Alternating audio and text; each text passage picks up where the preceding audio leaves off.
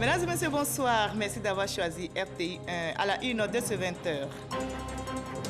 On célèbre la fête de l'amour, la Saint-Valentin, ce 14 février. Nos reporters ont sillonné quelques points chauds de la ville d'Abidjan à la rencontre d'amoureux qui n'ont pas hésité à exprimer et à démontrer leur amour. Les couleurs de la célébration de la Saint-Valentin, l'amour est sous tous les angles, c'est dans ce 20h. Les centres de santé de Kombolokura et Lataha, deux localités situées dans le département de Korogo, ont désormais leurs ambulances. Elles sont offertes par le chef de l'État, Alassane Ouattara, dans le cadre du programme gouvernemental des projets à impact rapide au profit des populations. La sous-préfecture de Tienko, dans le département de Minignan, amorce son développement. Dans cet élan de modernité, les populations gardent les pieds dans la tradition. Elles restent attachées aux us et coutumes. Autre fait marquant la présence des ânes dans les concessions, ce sont leurs animaux de compagnie. L'ancien président argentin Carlos Menem n'est plus celui que le pays surnommait le Turc en raison de ses origines arabes. S'est éteint ce dimanche à l'âge de 90 ans. Il souffrait depuis des années de problèmes de santé et avait été hospitalisé plusieurs fois ces derniers mois. Soyez les bienvenus sur RTI 1. Nous sommes le 14 février, c'est la fête de l'amour.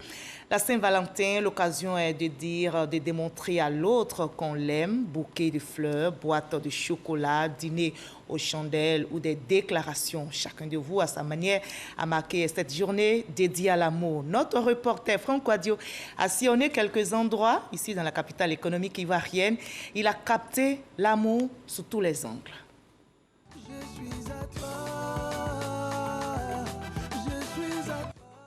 Et oui, le rouge, la couleur de la passion de rigueur, ces jours de Saint-Valentin. Le quartier de la Riviera, dans la douceur de la nuit, un événement particulier à forte dose de kizomba, cette danse empreinte de sensualité, venue de l'Afrique centrale.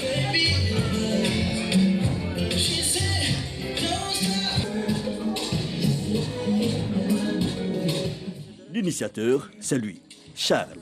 L'idée est de porter ce jour le thème de l'amour par la danse.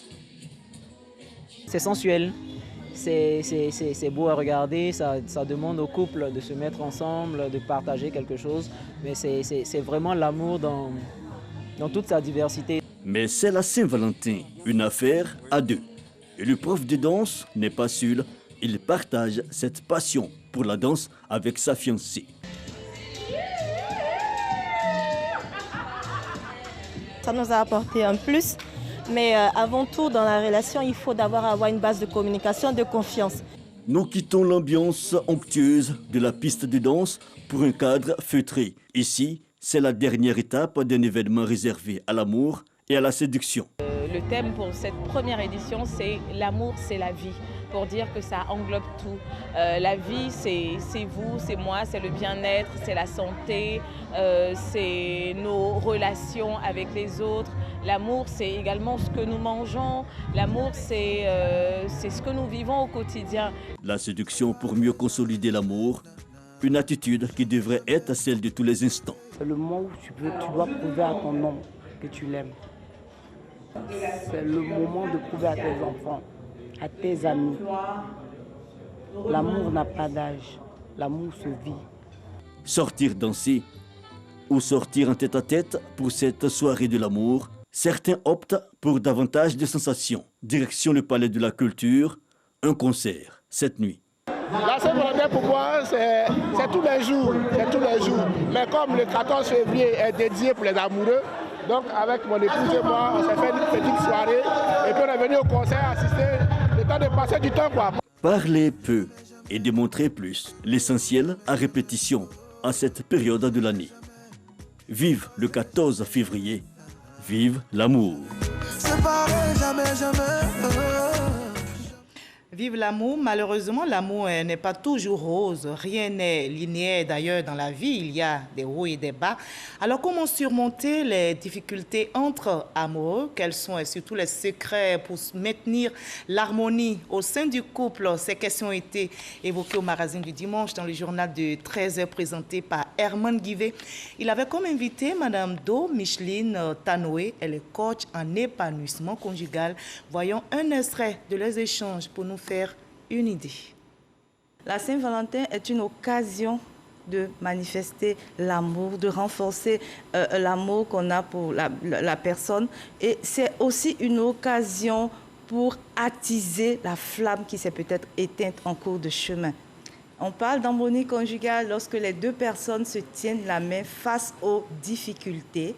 On parle d'harmonie conjugale lorsqu'il règne une fluidité au niveau de la communication. La communication est fondamentale dans tout couple qui veut asseoir une harmonie. Alors, les clés pour savoir mieux communiquer dans le couple sont les suivantes. Communiquer, c'est d'abord écouter la personne en face. Ensuite, trouver le bon moment de la communication, c'est important. En termes de communication, surtout dans le couple, le plus important, ce n'est pas qui a raison.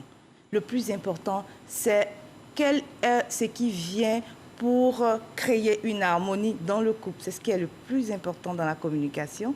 Et enfin, c'est savoir dire ses désirs. Voilà ce dont j'ai besoin, voilà ce qui me convient. Parce qu'en général, on a l'impression que l'autre sait tout. Donc on ne lui dit pas ce qu'on a intérieurement, ce qu'on souhaiterait. Quelqu'un qui vient en couple vient avec sa vision qu'il voudrait réaliser. Et lorsqu'on rencontre quelqu'un qui a une autre vision et qui ne concorde pas avec notre vision et qu'on ne prend pas le temps de s'asseoir et discuter, il y a problème. Déjà, il faut accepter que c'est normal qu'un couple passe par des difficultés. Ça fait partie du package, ça fait partie du cheminement. C'est vrai qu'on rentre en couple parce qu'on aime la personne, mais on est en couple parce qu'on veut arriver quelque part avec cette personne-là. Quand on est dans une situation de gourmet, comme vous l'avez dit, je me pose la question de savoir qu'est-ce qui n'a pas marché. D'accord. Où est-ce que j'en suis? Quelle est l'étape suivante? Il faut prendre le temps de gérer sa douleur intérieure, sa tristesse. C'est important. S'il faut pleurer, il faut parler à quelqu'un d'autre. C'est important d'évacuer le flot d'émotions qui est à l'intérieur. Et ensuite, il faut se poser et faire le point. Pour être heureux, il faut avoir quelqu'un en face qui partage notre bonheur. Et comme c'est beau d'aimer, vous avez maintenant toutes les clés pour maintenir l'harmonie dans le couple. L'amour surmonte tout, même le coronavirus. Cette pandémie n'aura pas eu raison de la passion des amoureux. En ce jour de la Saint-Valentin, les commerces des fleuristes, vous allez le voir, ont été pris d'assaut par les Valentins et Valentines. Malgré la pandémie de Covid-19, les couples continuent de se réinventer pour maintenir allumée la flamme de l'amour. Patricia Oumouetia. Marché de Belleville, dans la commune de Trècheville. Pas d'engouement pour les préparatifs de la fête de la Saint-Valentin. Les commerces sont ouverts, mais pour les commerçantes de ce marché, pas question de rater l'occasion de fêter malgré la Covid-19. Les années passées, on n'a jamais fait de Saint-Valentin. Mais cette année-là, vraiment, c'était une année de bonheur, de succès pour moi. Donc j'ai été tellement contente, je suis tellement contente. Nous-mêmes, on veut se faire plaisir. Si monsieur ne m'a pas invité même, moi-même j'allais à l'abattoir, je vais bien m'habiller et aller bien manger, boire et venir à la maison. Nous nous rendons ensuite dans la commune du Plateau, dans un hôtel de luxe. Les réservations sont déjà bouclées. 50 000 francs CFA par personne et 300 000 francs CFA pour les couples. Ici, les mesures barrières sont respectées avec une distance de 1 mètre entre les tables. Constat fait, nous nous rendons à 13 km d'Abidjan, dans un complexe hôtelier de haut standing. Ici également, toutes les chambres sont réservées et le package pour les couples varie entre 50 000 et 100 000 francs CFA. Il y a des festivités qui sont prévues pour tous ceux qui viendront, les couples qui viendront. Pour la soirée déjà, nous avons déjà une vingtaine de couples qui ont prévu venir uniquement que pour le bar. Puisqu'ils ont voulu avoir des chambres, mais malheureusement, nous n'avons pas de chambres disponibles. Dans ce décor naturel, nous rencontrons Chantal et Cédric, mariés depuis 5 ans. Ils ont choisi cet endroit pour se redécouvrir et se séduire à nouveau, le temps d'un week-end. Avec ou sans masque, les amoureux se réservent une soirée romantique. Je suis venu dans ce lieu pour m'égayer un peu, me promener, me bavader un peu ma chérie, pour essayer de faire un bilan de l'année écoulée, le bader, et puis voilà. Ça fait plaisir vraiment, surtout que le coin est vraiment agréable. Quand on a décidé de se retirer un peu loin des bruits de la ville, pour qu'on puisse profiter l'un de l'autre. Avec des gestes barrières pas toujours respectés, les amoureux comptent bien profiter de la fête et aussi de la nature. Voilà, on va rester soudés dans l'amour et on va continuer de respecter les gestes barrières pour vaincre le coronavirus.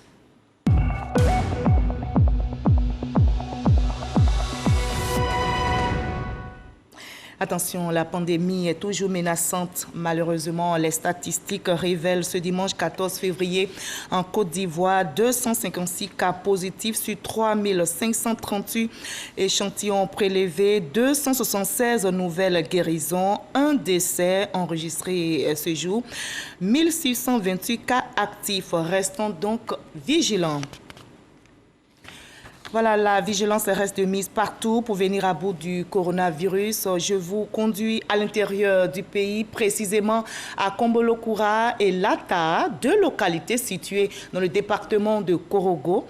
Les centres de santé de ces deux bourgades ont désormais leurs ambulances. Elles sont offertes par le chef de l'État, Alassane Ouattara. Ami Sissoko pour le reportage. Deux ambulances flambant neuves. C'est le don du chef de l'État, Alassane Ouattara, au centre de santé des sous-préfectures de Kombolokroa et de Lata, respectivement situés à 35 et 15 km de Korogo, la capitale du Poro. L'émissaire du président de la République, Amadou Coulibaly Di Hams, directeur des affaires extérieures de la présidence de la République, remet officiellement les clés de ces ambulances aux bénéficiaires en présence du préfet de région du Poro, André Assomou Ekbono.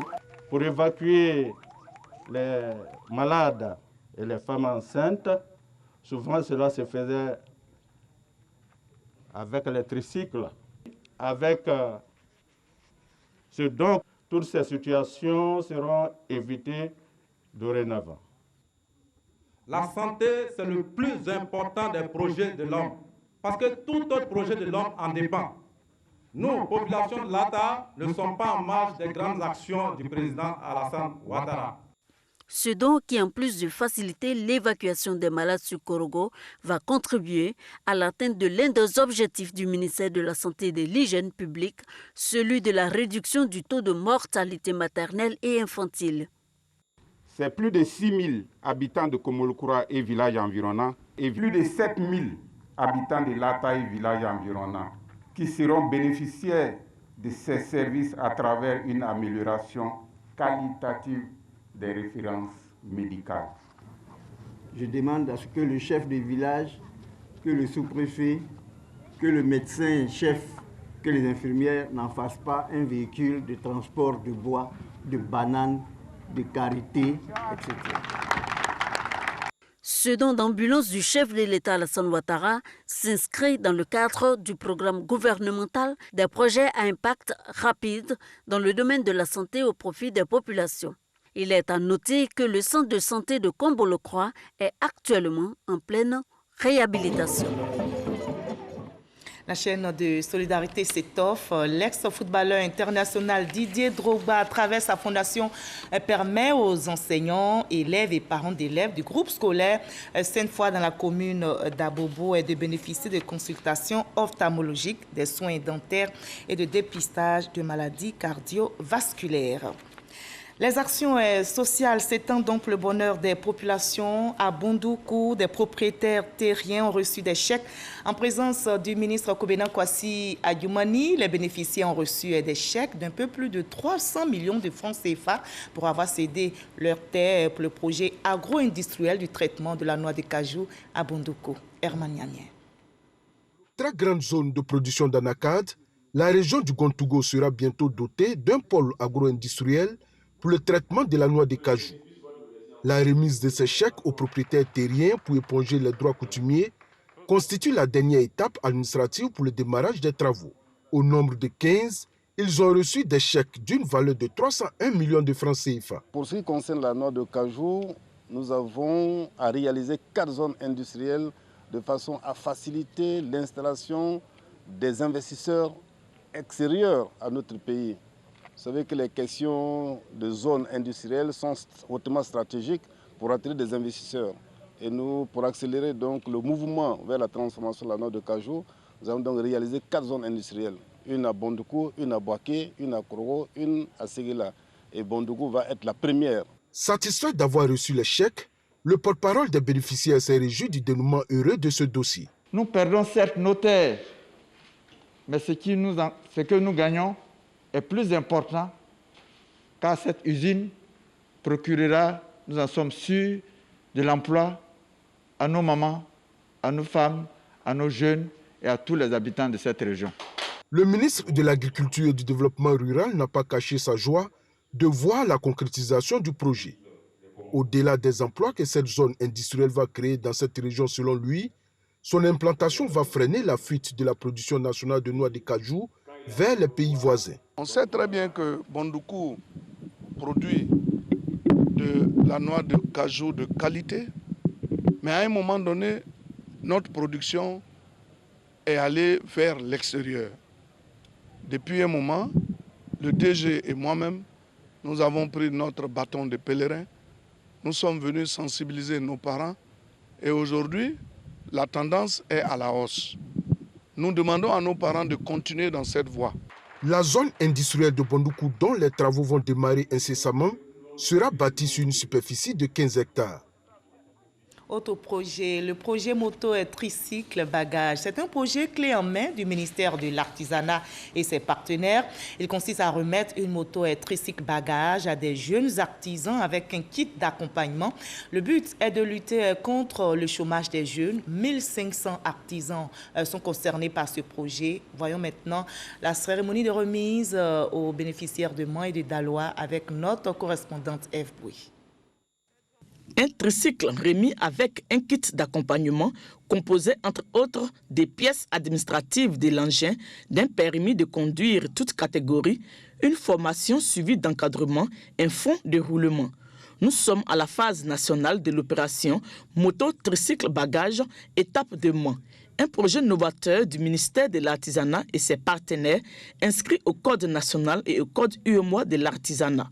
Le ministère de l'Artisanat s'est engagé à initier des solutions innovantes de financement en vue de faciliter l'accès à l'emploi des jeunes, leur insertion socio-professionnelle, afin de leur permettre de mener des activités génératrices de revenus, consacrer leur autonomie et aussi empêcher l'exode, n'est-ce pas, vers d'autres cieux. Il s'agit d'un financement remboursable à des conditions avantageuses et souples.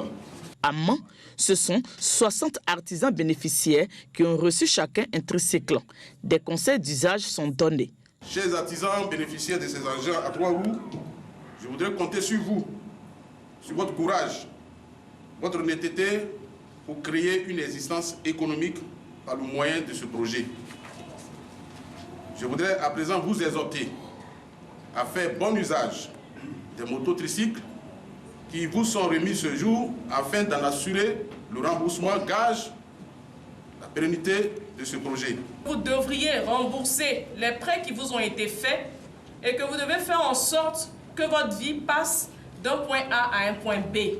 Parce qu'on ne peut pas, subventionner quelqu'un et puis revenir 2 ans après, la personne est au même niveau. Ça voudra dire qu'on aura échoué. Les bénéficiaires, tout en exprimant leur gratitude au gouvernement, promettent relever le défi de leur autonomisation. Après Mans, Cap Sud Daloa dans le Haut-Sassandra. Ici, ce sont 45 engins qui sont remis aux artisans de Daloa et Bono. Cette phase nationale concerne 1500 artisans. Coût global de l'opération, 800 millions de francs CFA. Les localités retenues sont Korogo, Odiene, Mans, Daloa, Gagnoa, San Pedro, Abobo, Anyama, Dimbokro, Yamsokro, Boaké. Nous partons maintenant pour la sous-préfecture de Tienko dans le département de Minignan qui amorce son développement. Dans cet élan de modernité, les populations gardent les pieds dans la tradition. Elles restent attachées aux us et coutumes. Mais il y a un autre fait marquant, c'est la présence des ânes dans les concessions. Ce sont leurs animaux de compagnie. Tienko, une sous-préfecture qui allie modernité et tradition. C'est un dossier réalisé pour vous par Eric Gori. La voie d'Odiéné-Tienko, longue de 91 km en chantier. Elle sera bitumée dans les prochains mois. Et déjà, les populations sont reconnaissantes au chef de l'État. Tienko, les travaux ont déjà commencé pour le bitumage d'Odiéné, comme je l'ai dit, jusqu'à Manakro. Donc en passant évidemment par Tienko et par Minignan pour aller vraiment à Kankan. Tienko est l'une des premières sous-préfectures de la Côte d'Ivoire, située dans la région du Folon. C'est en 1961 qu'elle a été érigée en sous-préfecture, c'est-à-dire 1 an après l'indépendance de la Côte d'Ivoire. En dépit de la modernisation de cette sous-préfecture avec plusieurs infrastructures et la présence de l'administration publique, éducation, santé, sécurité, électricité, entre autres. Les populations restent attachées à des valeurs historiques. Et la plus visible de ces valeurs est le lien entre les êtres humains et les ânes. Dès qu'on rentre à Tienko, on est frappé par cette réalité. Ils sont partout, ces compagnons de l'homme. Tout se fait avec eux et jamais sans eux. L'âne, quand on le dresse bien, il est très docile. Les femmes, les enfants, il est habitué à tout le monde. Quand il est bien nourri, bien dressé. L'âne bien dressé comprend. Quand tu lui parles à malinqué, il le court. Il s'arrête. Quand tu dis, il y a un son aussi pour les guideurs, là, les conducteurs d'âne. Ils ont des codes. Quand l'âne est habitué, il s'arrête, il comprend. Mais il est souvent têtu quand tu le montres que tu es pressé. Tu dis allons vite, tu sors ça de ta bouche. S'il entend, vraiment tu vas dormir au champ. Comment ça se fait? Même si tu le tapes? Même si tu le tapes, il ne va pas bouger. Il va à son rythme. Ces animaux aident les hommes dans les tâches quotidiennes. 2 ânes peuvent transporter 1 tonne. Voilà, il prend beaucoup de bagages, très dur. Un animal plus 100 fois dur que le bœuf même. Ils sont même considérés comme membres de la famille. À l'instar des autres peuples, vous avez des éléphants, vous avez des buffles, vous avez des vaches, notamment en Inde, qui sont à la fois compagnie, souvent animaux de compagnie et animaux, disons, de trait. Alors ici, effectivement, les ânes font partie de la famille, font partie de notre culture et véritablement, ils sont partie intégrante de la vie sociale et économique. Les femmes de Tienko sont aussi aidées par ces ânes. Nous, avec les ânes, c'est une famille. On prend pour aller au champ, on prend pour aller au marigot, on prend pour prendre les fagots dans les champs. Quand on les parle, les gars nous obéissent. C'est qu'une famille, on s'entend très bien. On est bien familiers, comme des hommes. En tout cas, on s'entend très bien. Quand on est fâché, on les frappe avec des bâtons. Ils comprennent? Ils comprennent. Ils comprennent. Une fois que tu le frappes, ils commencent à courir. Si dans cette localité, on peut consommer la viande de bœuf et la viande de mouton, ce n'est pas le cas pour l'âne. Une grande fierté pour la localité. Ces ânes sont adorables. Ils sont merveilleux. Il suffit d'y faire un tour pour les voir. Vous les verrez. Vous pourrez les toucher. Vous pourrez vous promener avec eux comme je le fais en ce moment.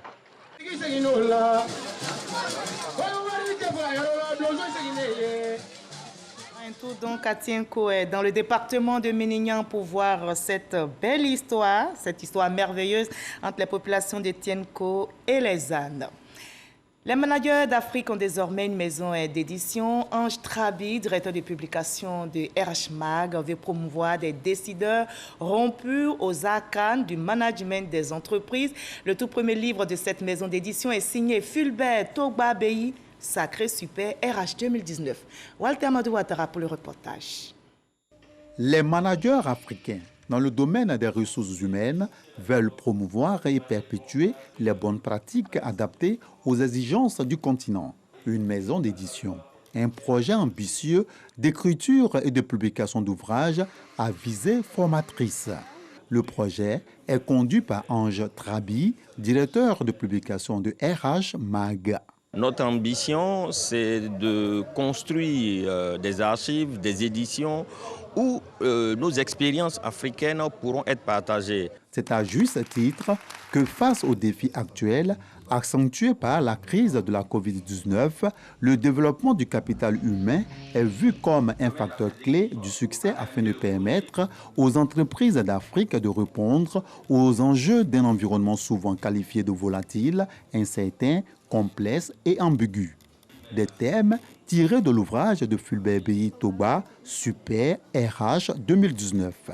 C'est lui également qui ouvre la première collection de mémoires de managers édition, avec son livre « Mise en œuvre de la gestion prévisionnelle des emplois et compétences GPEG ». Une voix africaine. Ce que nous voyons toujours, ce sont des livres qui nous viennent de l'extérieur, mais qui sont écrits dans des contextes adaptés à ces pays. Et là, on a une expérience purement ivoirienne, réalisée dans un contexte ivoirien, donc dans un contexte africain plus large, et je pense que ça vient combler un vide. À la dédicace de l'œuvre, plusieurs communications, dont celle de Amadou Bakayoko, directeur général de la CIE SODECI, démontrent l'opportunité de l'initiative et les perspectives qu'elle laisse entrevoir, notamment la préservation de l'esprit managérial et la clairvoyance qui ont fait le succès et la performance des entreprises africaines. Les fidèles musulmans du quartier Les Arcades, dans la commune de Cocody, ont inauguré le tout nouveau complexe islamique de la cité. Ce complexe, l'œuvre de la Fondation internationale pour la recherche de l'agrément divin, offrirait un cadre de formation religieuse aux enfants. Alassane Drabo pour le reportage. Le voilà, l'imposant complexe islamique situé au quartier Les Arcades, dans la commune de Cocody. Les fidèles musulmans de ce quartier n'auront plus à chercher une mosquée pour l'accomplissement de leurs prières canoniques. Ce vendredi, femmes et hommes s'y sont donné rendez-vous pour la toute première prière.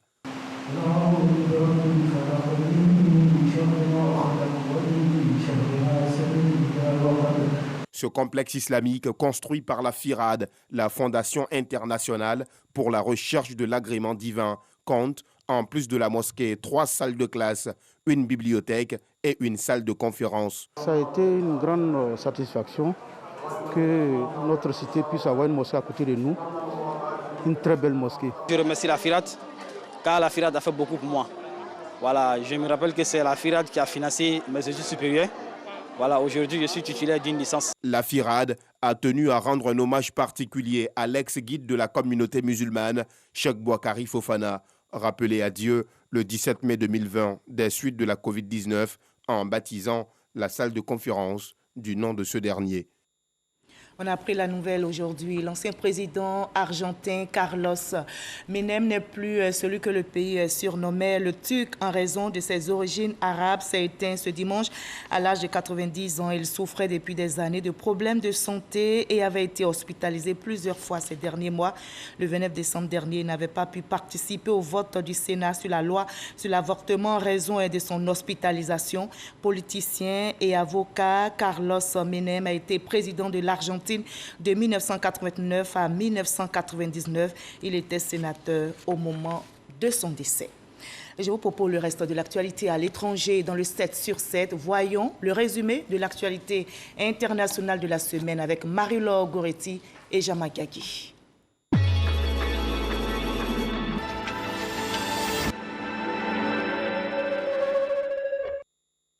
Face à la contestation populaire qui s'intensifie contre le coup d'État qui a renversé Aung San Suu Kyi, les responsables militaires désormais au pouvoir en Birmanie ont décrété la loi martiale. Les manifestations et les rassemblements de plus de 5 personnes sont désormais interdits et un couvre-feu a été instauré à Rangoon et à Mandalay, 2 villes du pays. Donald Trump acquitté. C'est ce mardi qu'a commencé le 2e procès en destitution de Donald Trump.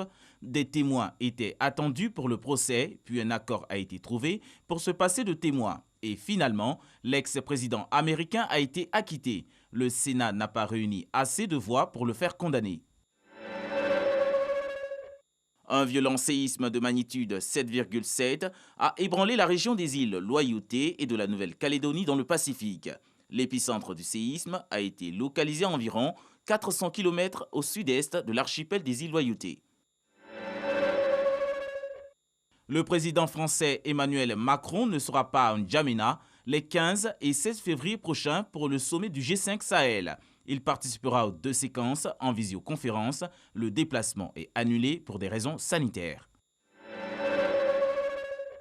Une trentaine de personnalités burundaises en exil, dont des opposants politiques, des figures de la société civile et des journalistes, ont été condamnées. Ces condamnations secrètes, depuis des mois, ont été publiées par voie d'affichage la semaine dernière, le jour où le dialogue politique entre l'UE et le Burundi reprenait.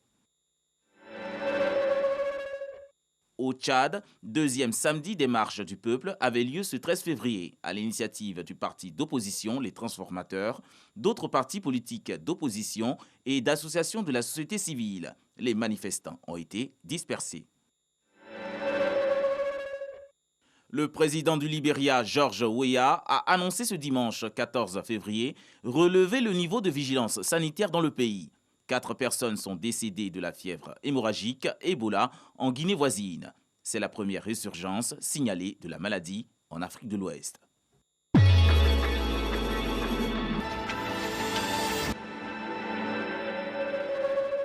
Voilà, ainsi va le monde. L'actualité revient à 23h avec Abdoulaye Koné. Demain 20h, retrouvez Fatou Fofana.